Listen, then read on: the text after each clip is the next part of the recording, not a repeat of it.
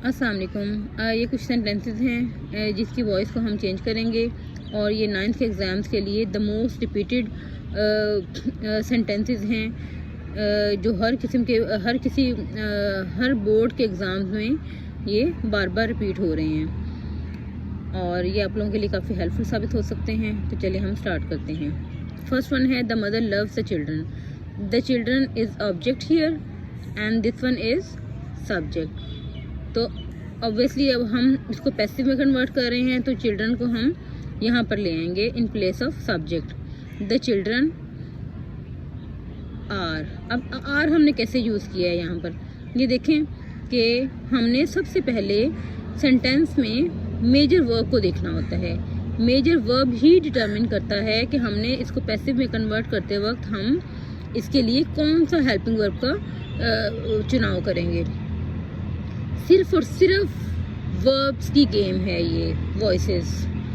सिर्फ और सिर्फ वर्ब्स को देखकर हम इसके अकॉर्डिंग हमने हेल्पिंग वर्ब लगाना है। तो जहाँ पर जिस भी सेंटेंस में वर्ब की फर्स्ट फॉर्म लगी हुई होगी तो उसमें हमने उसको पैसिव में जब कन्वर्ट करेंगे तो हम सब्जेक्ट के फ़ौरन बाद अकॉर्डिंग टू द सब्जेक्ट हम इज़, एम और आर का इजाफा करेंगे। तो द चिल्ड्रन, चिल्ड्रन ऑब्वियसली आपको पता है कि प्लूरल है तो हम इसके साथ आर का इजाफा कर रहे हैं। आर और पैसिव में कन्वर्ट करते वक्त हम वर्ब की थर्ड फॉर्म लगाते हैं। आर लव्ड, लव्ड के फॉर्म बाद by the mother. She gave me 5 films. अब यहाँ पर देखें हमारे पास यहाँ पर वर्ब की सेकंड फॉर्म है।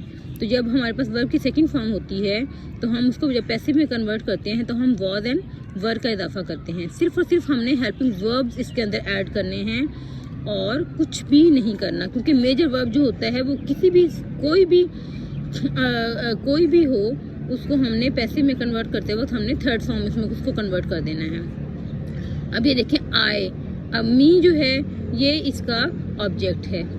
अब यहाँ पर हमने इसको उठाकर हम ऑब्वियसली यहाँ पर ये एज अ ऑब्जेक्ट यूज हुआ है तो इसको जब हम सब्जेक्ट की जगह पर लेके जाएंगे तो उसका हम इसको सब्जेक्टिव केस में इसको कन्वर्ट कर देंगे। तो इसका सब्जेक्टिव केस क्या होगा, आए।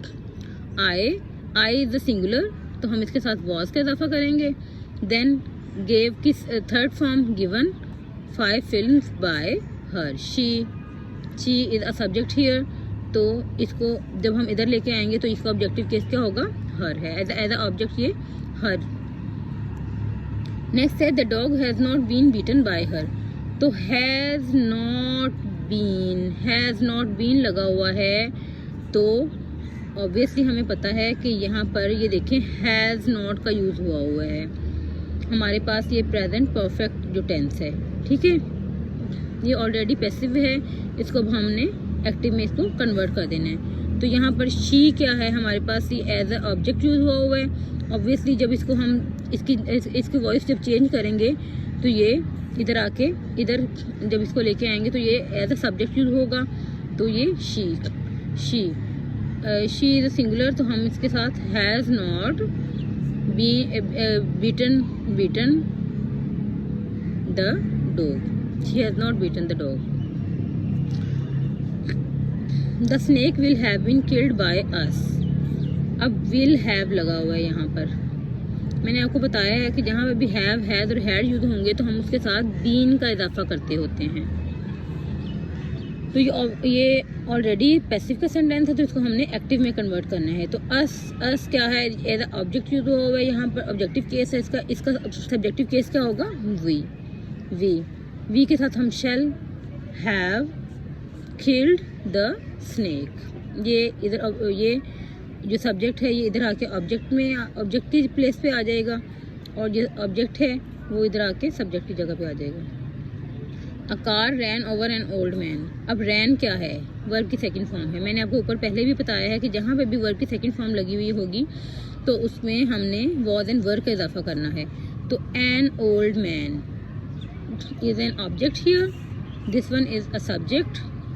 तो an old man is a singular तो इसके साथ हम वाज का इजाफा करेंगे। रैन, रन तो इसकी थर्ड फॉर्म क्या है, run over by a car.